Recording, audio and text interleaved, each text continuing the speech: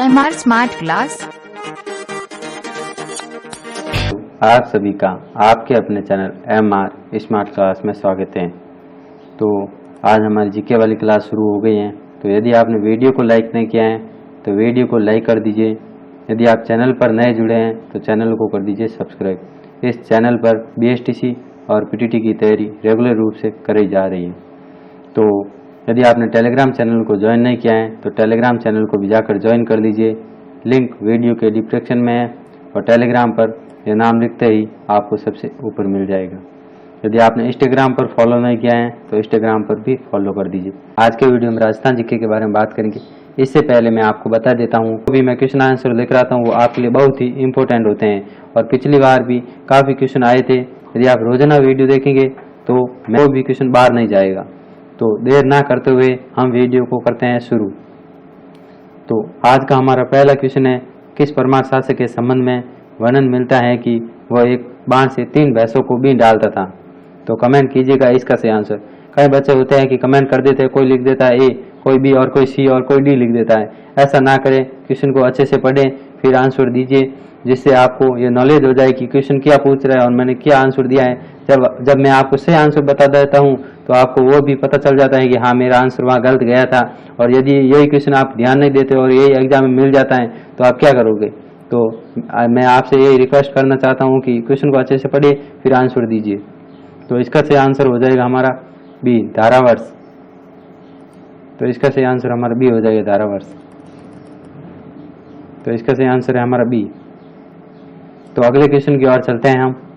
अगला क्वेश्चन आपके सामने, क्वेश्चन को अच्छे से पढ़े फिर आंसर दीजिए। पृथ्वीराज चौहान और मोहम्मद गौरी के बीच युद्ध किस स्थान पर लड़े गए। कमेंट करें, 2 युद्ध हुए थे, किस स्थान पर लड़े गए। कमेंट करें इसका सही आंसर। तो इसका सही आंसर हो जाएगा हमारा A, तराइन।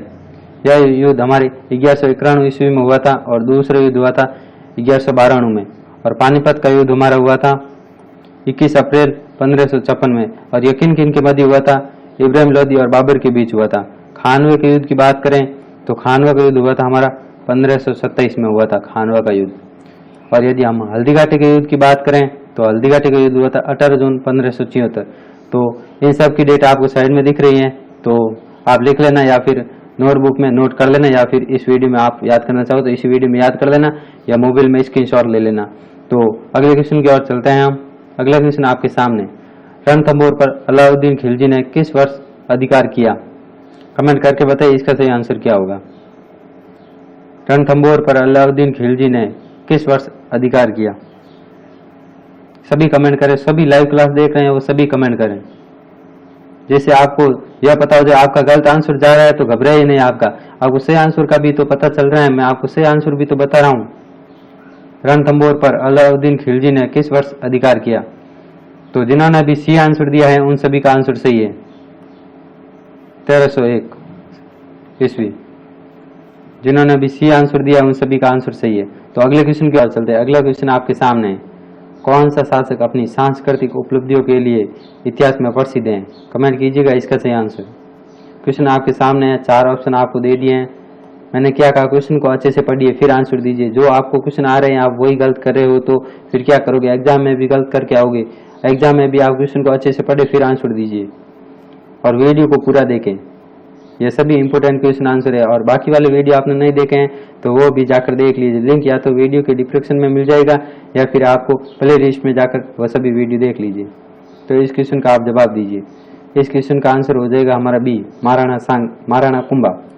इस क्वेश्चन का आंसर है हमारा महाराणा कुंभा, जो सांस्कृतिक उपलब्धियों के लिए इतिहास में प्रसिद्ध है।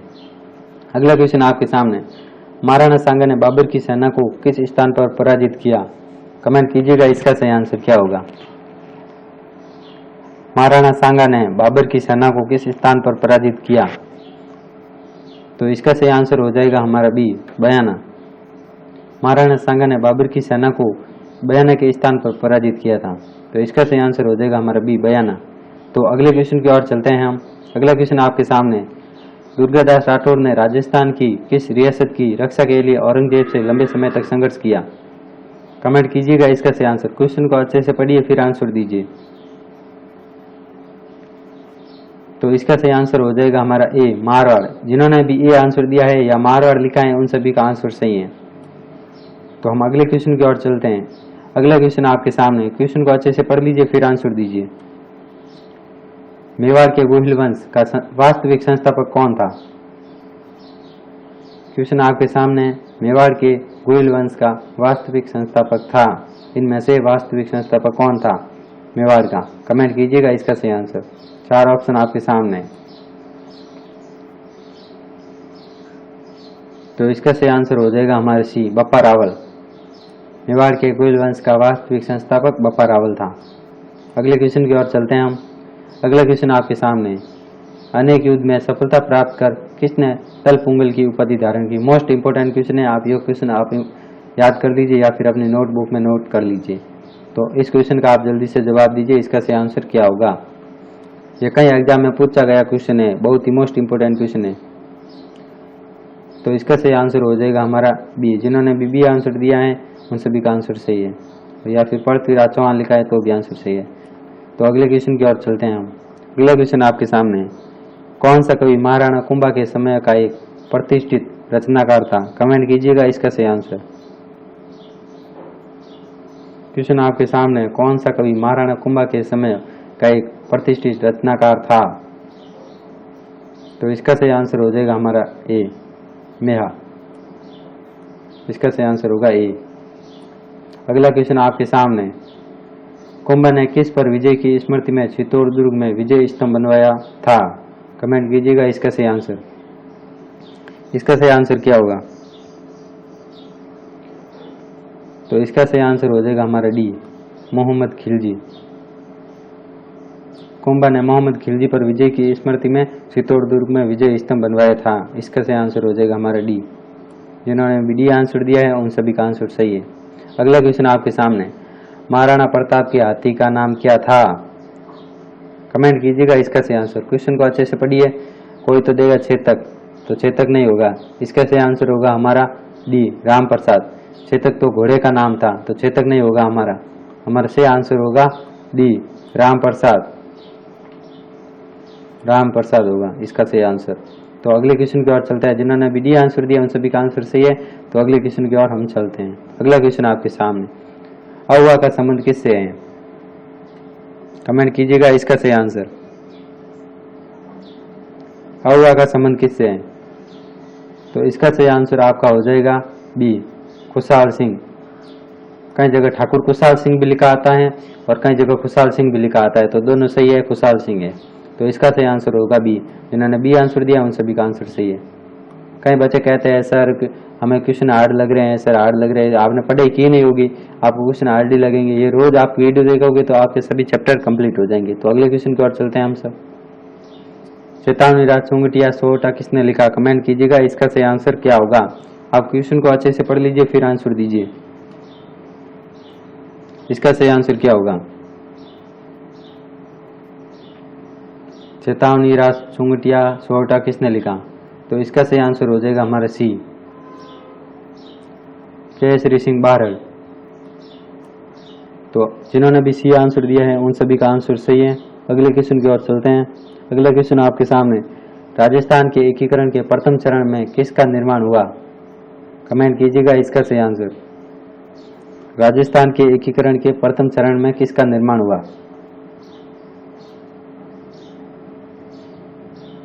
कमेंट कीजिएगा इसका सही आंसर।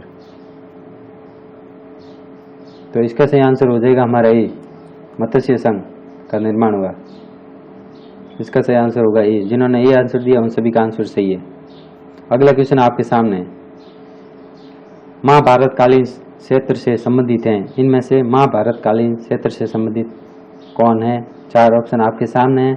इन 4 ऑप्शन में से सही आंसर कौन सा होगा? कमेंट कीजिएगा इसका सही आंसर क्या होगा। कमेंट कीजिए इसका सही आंसर। तो इसका सही आंसर होगा हमारा डी। इसका सही आंसर है मत्स्य संघ। इसका सही आंसर होगा हमारा डी, मत्स्य संघ। जिन्होंने अभी डी आंसर दिया है उन सभी का आंसर सही है। अगला क्वेश्चन आपके सामने, व्रत राजस्थान की राजधानी थी। कमेंट कीजिएगा इसका सही आंसर क्या होगा। सभी कमेंट करें, जो भी लाइव जुड़े हैं सभी कमेंट करें। सूरत राजस्थान की राजधानी थी। यदि वीडियो को आपने लाइक नहीं किया है तो वीडियो को कर दीजिए लाइक। यदि आप चैनल पर नए जुड़े हैं और वीडियो देख रहे हैं तो इस चैनल को कर दीजिए सब्सक्राइब और बेल आइकन को दबा दीजिए ताकि वीडियो का नोटिफिकेशन सबसे पहले आपको मिले। अगला क्वेश्चन आपके सामने है, सूरत राजस्थान की राजधानी थी, तो इसका सही आंसर होगा हमारा बी, जयपुर। तो अगले क्वेश्चन की ओर चलते हैं हम। अगले क्वेश्चन आपके सामने, सुरई के विलय को लेकर हुए आंदोलन का नेतृत्व किसने किया? कमेंट कीजिएगा इसका सही आंसर। सुरई के विलय को लेकर हुए आंदोलन का नेतृत्व किसने किया? तो जिन्होंने ए आंसर दिया उन सभी का आंसर सही है। इसका सही आंसर होगा हमारा ए, गोकुल भाई भट्ट। अगला क्वेश्चन आपके सामने, राजस्थान के प्रथम राज्यपाल बनाए गए, कमेंट कीजिएगा इसका सही आंसर। राजस्थान के प्रथम राज्यपाल बनाए गए, कमेंट कीजिएगा इसका सही आंसर। जिन्होंने अभी सी आंसर दिया उन सभी का आंसर सही है, गुरुमुख निहाल सिंह। और कई बार लिखा होता है सरदार गुरुमुख निहाल सिंह, तो दोनों ही सही है। इसका सही आंसर होगा सी, गुरुमुख निहाल सिंह। जिन्होंने अभी सी आंसर दिया है उन सभी का आंसर सही है। अगले क्वेश्चन की ओर चलते हैं। अगला क्वेश्चन आपके सामने, वैभवशाली कलात्मक नगरी चंद्रावती पर 11वीं एवं 12वीं शताब्दियों में किस वंश के शासकों का शासन रहा? क्वेश्चन को आप अच्छे से पढ़े, मैं आपको टाइम दे रहा हूँ, क्वेश्चन को अच्छे से पढ़े और फिर आंसर दीजिए इसका सही आंसर क्या होगा। कमेंट कीजिएगा इसका सही आंसर।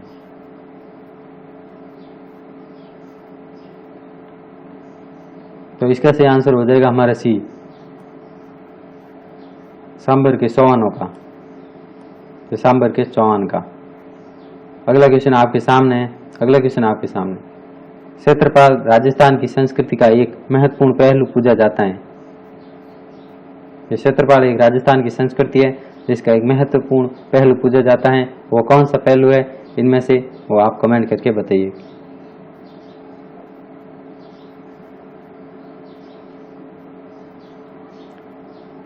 तो इसका सही आंसर हो जाएगा हमारा बी, ग्राम अधिकारी के रूप में। अगला क्वेश्चन आपके सामने, राजस्थान में क्षेत्रफल की दृष्टि से सबसे छोटा जिला कौन सा है? कमेंट कीजिएगा। और सबसे बड़ा जिला की बात करें तो जैसलमेर है सबसे बड़ा जिला क्षेत्रफल की दृष्टि से। तो इनमें से सबसे छोटा जिला कौन सा होगा? 4 ऑप्शन आपके सामने। क्या भरतपुर होगा? नहीं। क्या करौली होगा? नहीं। तो क्या होगा? कमेंट करके बताइए इसका सही आंसर। तो इसका सही आंसर, जिन्होंने अभी ये आंसर दिया है उन सभी का आंसर सही है। राजस्थान में क्षेत्रफल की दृष्टि से सबसे छोटा जिला कौन सा है? तो सबसे छोटा जिला हमारा धौलपुर है। यदि हम सबसे बड़ा जिले की बात करें तो सबसे बड़ा जिला हमारा है जैसलमेर। तो हम अगले क्वेश्चन की और बात करते हैं कि खाड़ी में गिरने वाली राजस्थान की नदियों का सही उगम निम्न में से कौन सा है? कमेंट कीजिएगा इसका सही आंसर। क्वेश्चन को आप अच्छे से पढ़ लीजिए फिर आंसर दीजिए। तो इसका सही आंसर हो जाएगा हमारा ए, काली सिंध एवं जवई। जिन्होंने भी ये आंसर दिया है उन सभी का आंसर सही है। अगला क्वेश्चन आपके सामने, फल्गुबाई संबंधित है। फल्गुबाई किससे संबंधित है? मोस्ट इंपोर्टेंट क्वेश्चन, कमेंट कीजिएगा इसका सही आंसर। तो इसका सही आंसर हमारा डी है। जिन्होंने डी आंसर दिया है उन सभी का आंसर सही है। कीर्ति स्तंभ, विजय स्तंभ कहाँ स्थित है? कमेंट कीजिएगा इसका सही आंसर। कीर्ति स्तंभ और विजय स्तंभ कहाँ स्थित है? तो जिन्होंने भी ये आंसर दिया है उन सभी का आंसर सही है। चित्तौड़गढ़ में स्थित है कीर्ति स्तंभ और विजय स्तंभ। तो यदि आपने वीडियो को लाइक नहीं किया है तो वीडियो को लाइक कर दीजिए। यदि आप चैनल पर नए जुड़े हैं तो चैनल को कर दीजिए सब्सक्राइब। इस चैनल पर BSTC और PTT की तैयारी रेगुलर रूप से कराई जा रही है। तो आज के वीडियो में इतना ही। धन्यवाद। मिलते हैं नेक्स्ट वीडियो में। तो धन्यवाद।